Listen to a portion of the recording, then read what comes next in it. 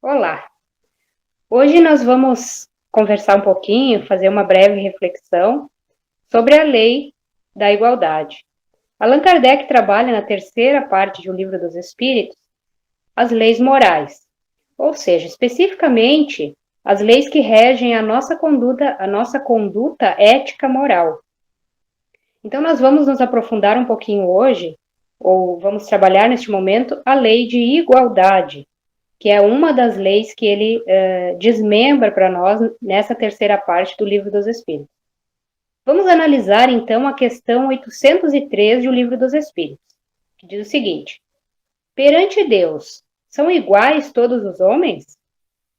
E a resposta dos Espíritos: sim, todos tendem para o mesmo fim, e Deus fez suas leis para todos.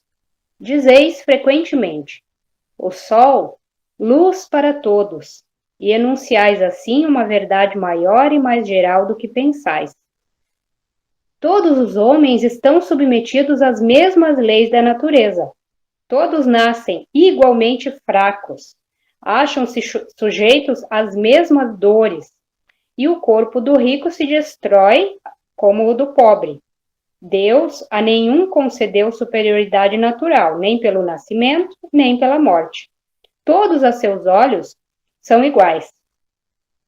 Deus, então, ele nos cria iguais enquanto espíritos, com faculdades a serem desenvolvidas no passar das nossas reencarnações. Como nós temos o nosso livre-arbítrio, nós somos livres para agir de acordo com esta lei divina ou não. Porém, também nos cabe as consequências de tais atitudes. Disse Jesus, a cada um segundo suas obras. Quando nós vamos evoluindo, quando nós vamos aprendendo, compreendendo melhor estas leis, por estar desenvolvendo as nossas capacidades intelectuais, nós aprendemos, no processo da nossa evolução, como agir de acordo com as leis divinas, como elas funcionam, de que forma nós deveremos nos comportar, e assim nós vamos melhorando as nossas atitudes e obtendo, né, como consequência, reencarnações menos dolorosas. Essas reencarnações sucessivas ajudam, nos dão a oportunidade do desenvolvimento intelectual e moral, para que a gente possa ir aos pouquinhos compreendendo melhor a lei divina. Por isso que tem tantas diferenças do ponto de vista físico e social. Enquanto uns são intelectualmente mais desenvolvidos, outros nem tanto. Alguns são moralmente melhores, estão mais evoluídos, e outros não. Então, nós passamos a ter na sociedade uma espécie de desigualdade que, quando a gente não sabe compreender, nós achamos que Deus está agindo de forma injusta. Porque tem pessoas que agem com astúcia, aparentemente mais desenvolvidos que outros que agem mais corretamente, digamos que tentam agir de acordo com as leis. Porque suas consciências, conforme nós vamos evoluindo, a nossa consciência vai nos cobrando uma parcela, a gente vai tendo uma responsabilidade maior perante a lei. E esta lei, que é uma lei igual para todos, beneficia tanto aquele que é comprometido com a lei, como aquele que não é.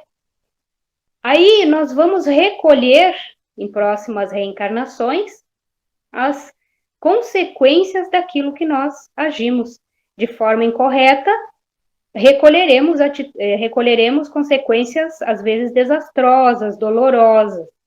Se nós procuramos fazer as coisas de forma correta, de forma justa, se nós trabalhamos de forma coerente com o bem, procurando sempre agir de acordo com a lei divina, é óbvio que nós teremos melhores situações em um porvir ou até mesmo nesta reencarnação mesmo. Aí também nascem as diferenças econômicas, que servem de provas e expiações. muitas vezes dolorosas. Ora, quem já evoluiu intelectualmente e tem agilidade para desenvolver certas táticas, consegue, às vezes, de formas ilegais, às vezes de formas menos evoluídas, digamos assim, uma riqueza.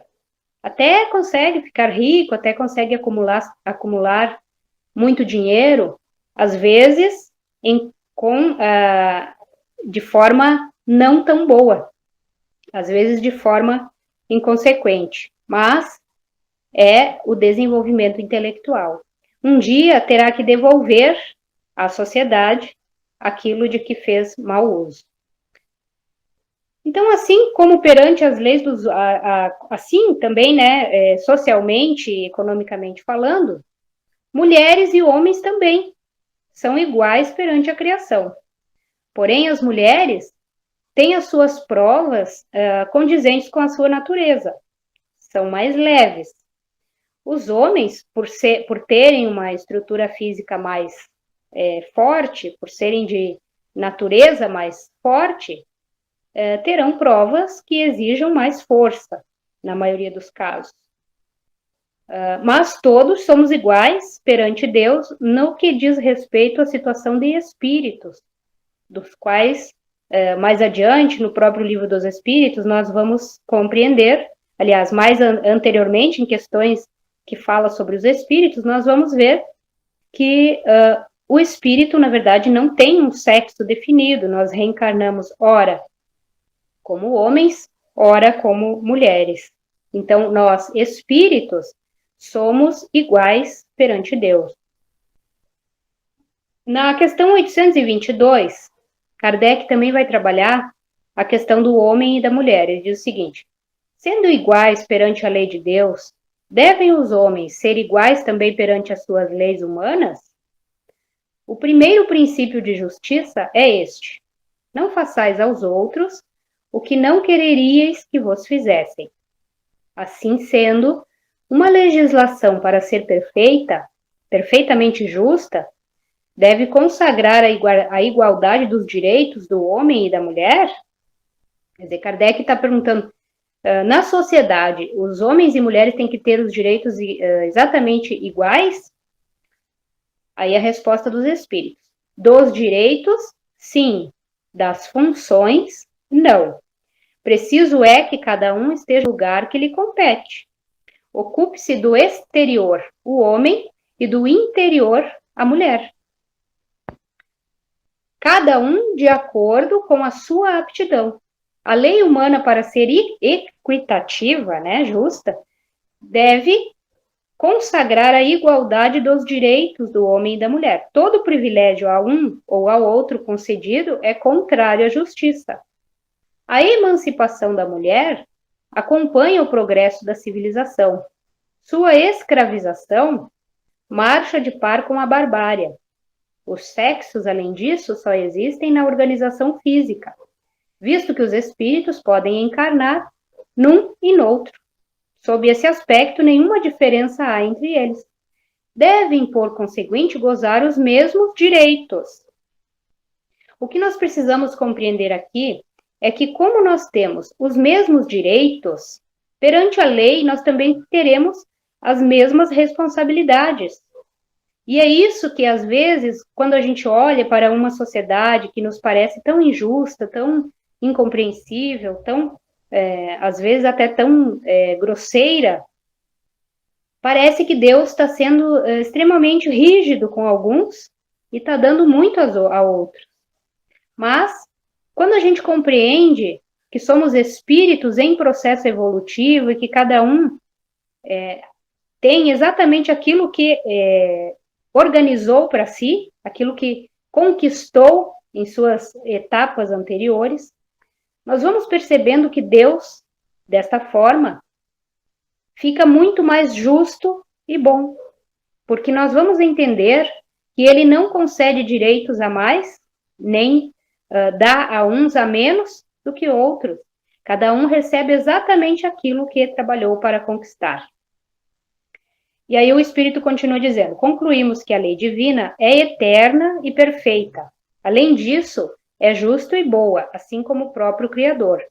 Se por acaso nos considerarmos injustiçados, é porque não estamos compreendendo exatamente como funciona a lei divina. Então, nos cabe uma análise profunda dos ensinos de Jesus. Quando nós, espíritos imperfeitos, espíritos em processo de evolução como somos, reencarnamos na Terra, nós trazemos do passado as nossas bagagens, que muitas vezes são muito dolorosas. E isso vai fazendo com que nós nos achemos, né? Pensemos que Deus está sendo injusto com a nossa vida, com a nossa situação atual, da qual nós estamos recebendo hoje. Porém, quando nós compreendemos um Deus justo e bom, nós vamos vendo, através das análises, através do estudo, através de todas as palavras que Jesus nos trouxe, que Deus, ele é muito mais justo, Deus é muito mais perfeito do que aquilo que a gente possa imaginar. Porque nós, sendo seres limitados, com capacidades limitadas, nós não temos como compreender todas as características, todas as atitudes divinas. Porque ele é a inteligência superior. Então, qualquer que seja a inteligência na Terra, estará sempre abaixo. O importante e o mais, o ponto-chave da nossa existência é a questão da justiça. Todos nós, quando nos achamos em uma determinada situação que nos parece injusta, logo nós acusamos a divindade. Nós temos, assim, a característica, como seres inferiores ainda, em progresso, de jogar sempre a culpa para o outro. A gente quer se livrar de todo jeito da culpa e a gente acaba descarregando em outros. E aí nós vamos, muitas vezes, acusar Deus pelas nossas misérias, pelas nossas incoerências, por tudo que nos acontece de ruim, como nós percebemos, às vezes não é o ruim, às vezes o mais difícil é o melhor para nós enquanto espíritos, porque nós ainda com a nossa visão limitada não conseguimos compreender as consequências das nossas atitudes, mas nós vamos aos poucos percebendo que esta lei de igualdade ela rege todas as nossas atitudes no dia a dia, na nossa existência, durante toda a nossa encarnação e durante toda a nossa existência de espíritos. Em todos os lugares aonde nós formos, a lei é a mesma. E a lei funciona para todos os espíritos, sejam eles perfeitos ou não. Sejam eles iniciantes ainda na criação, aqueles espíritos que ainda estão no seu processo evolutivo lá no início, ainda nas primeiras reencarnações, tem as mesmas responsabilidades, tem os mesmos deveres, as mesmas obrigações que um espírito perfeito. Porém, a lei divina, como é justa, não cobrará da mesma forma como cobra de um espírito jamais evoluído. Só nos responsabiliza por aquilo que nós já compreendemos, por aquilo que nós já sabemos. E aí nós vamos assumindo algumas dívidas, alguns processos de expiações, dos quais muitas vezes nós demoramos 3, 4, 10 encarnações para termos a capacidade de responder por aquelas atitudes. Deus, ele só nos cobra aquilo que nós temos condições para responder, para resolver, digamos assim. A Joana de Ângeles, nesse livro Leis Morais da Vida, escreveu uma partezinha em uma das mensagens aqui que eu achei assim muito interessante e eu gostaria de ler só um pedacinho. O capítulo é o 46 e diz assim, sob dores extenuantes. Eu vou ler só a última parte, que é o que resume aqui o nosso pensamento. Ela diz assim, coroado de espinhos, ferido por uma lança e atendido na sede por uma esponja vinagrosa, carregando na alma a ingratidão e o esquecimento dos amigos, sob um céu púmbleo que ameaçava a tempestade, Jesus não parecia um triunfador. Confundido com dois bandoleiros que contemplavam a cena trágica do Calvário. Todavia, era o incomparável Filho de Deus no supremo abandono dos homens, mas em superlativa glória com a divindade, por cujo testemunho atingia o ápice do seu ministério de amor entre as criaturas. Pensa nisso, alma sofredora, e não desfaleças. Dor é bênção libertadora, pela qual se rompem os encantamentos da ilusão e da fatuidade, dando ensejo à imarcessível conquista dos inalienáveis tesouros do Espírito Eterno, ditoso após a luta redentora. Então, a Joana de Ângeles é um espírito muito esclarecido, que nos traz, assim, profundas reflexões que nos ajudam a compreender. A dor não é aquilo que nos parece um castigo divino, uma imposição superior, mas é uma oportunidade de libertação, como ela coloca. É uma oportunidade que nós temos de nos redimir do passado culposo. Então, eu vou encerrar com uma mensagem do Espírito Alta de Souza, que eu acho lindíssima, e para que nós possamos refletir também. Diz assim, o nome da mensagem é Mensagem Fraterna. Ela diz o seguinte, meu irmão, tuas preces mais singelas são ouvidas no espaço ilimitado, mas sei que às vezes choras consternado ao silêncio da força que interpelas. Volta ao teu templo interno, abandonado, a mais alta de todas as capelas, e as respostas mais lúcidas e belas hão de trazer-te alegre e deslumbrado. Ouve o teu coração em cada prece. Deus responde em ti mesmo e te esclarece, com a força eterna da consolação. Compreenderás a dor que te domina sob a linguagem pura e peregrina da voz de Deus em luz de redenção. Então, essa mensagem, esse poema, na verdade, está lá no livro Parnaso de Além Túmulo, do Chico Xavier, da autora Alta de Souza.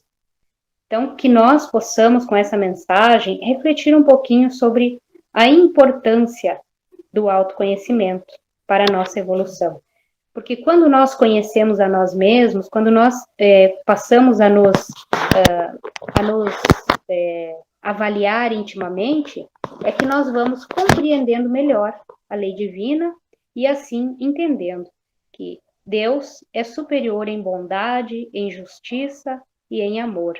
Por isso, que nada do que nos acontece é o acaso ou é injusto, porque nós somos filhos de Deus, que é soberanamente justo e bom.